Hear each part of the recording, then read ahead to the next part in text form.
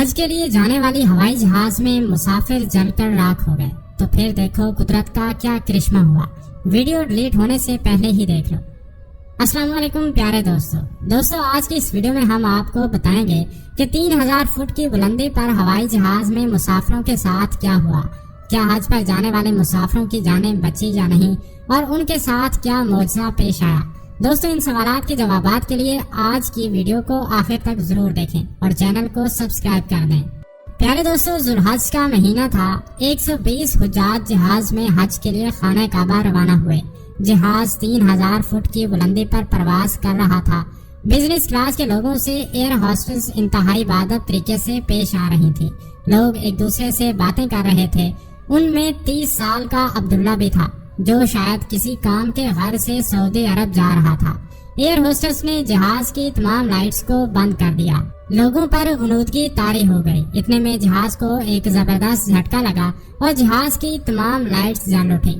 Emergency sign کی آواز سے جہاز گونج اٹھا۔ لوگ پریشان ہو کر ایک دوسرے کی طرف دیکھنے لگے کہ آخر یہ جھٹکا کس وجہ سے آیا ہے۔ سب لوگ ایئر ہوسٹس سے پوچھنے لگے آخر کیا ہوا، ہمیں بتائیں۔ اتنے میں ہی جہاز کے پائلٹ نے اعلان کر دیا کہ جہاز کا ایک انجن فیل ہو چکا ہے جبکہ دوسرے میں بھی خرابی ہے۔ ہمارے اندازے کے مطابق جہاز 10 منٹ کے بعد کریش کر جائے گا۔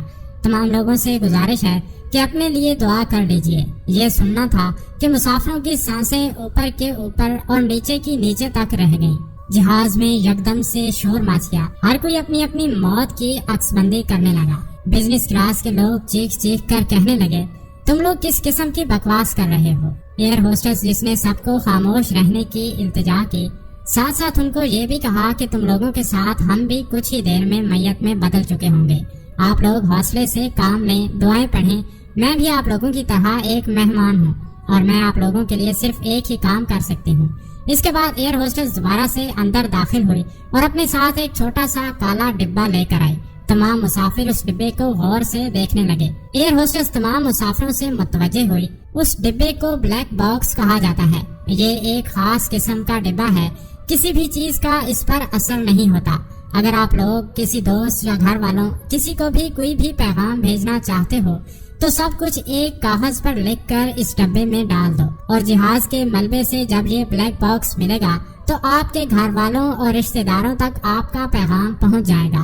اس کے بعد ایئر ہوسٹ یہ تمام مسافروں کو کاغذ اور قلم تھما دیے۔ ان مسافروں میں سے ایک مسافر نے اپنے کاغذ پر لکھا کہ میری بیٹی مجھے معاف کر دینا، میں ساری عمر تمہیں دنیاوی تعلیم دیتا رہا جبکہ تمہیں قرآن اور دین کی تعلیم نہیں دے سکا۔ جس نوجوان کا نام عبداللہ تھا وہ پھوٹ پھوٹ کر رونے لگا اور اس کے ہاتھ کانپ رہے تھے۔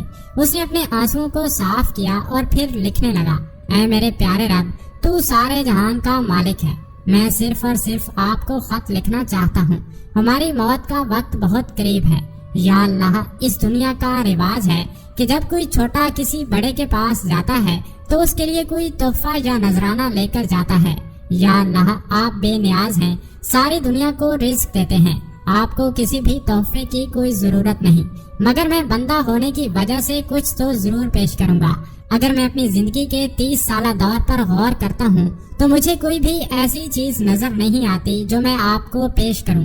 یا اللہ، ساری زندگی تیری نافرمانیاں کرتے ہوئے گزار دی۔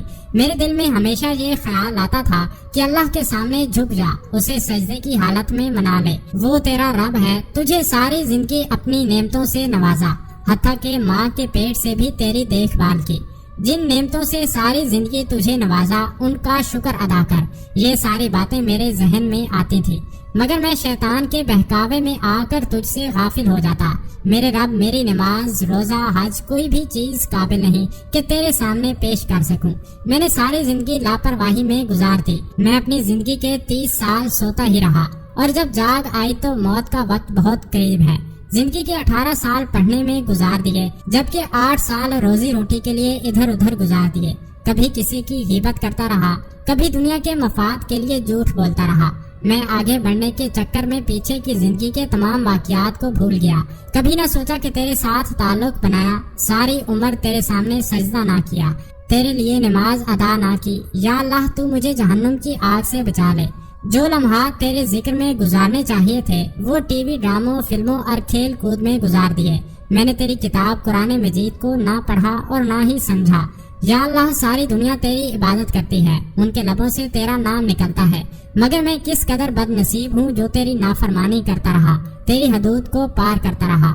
یا اللہ میں اس بات پر یقین رکھتا ہوں کہ جہاز پر بھی جو بھی آفت آئی ہے وہ میری وجہ سے ہی ہو، کیونکہ میرے گناہ ساری دنیا کے انسانوں کے گناہوں سے زیادہ ہیں۔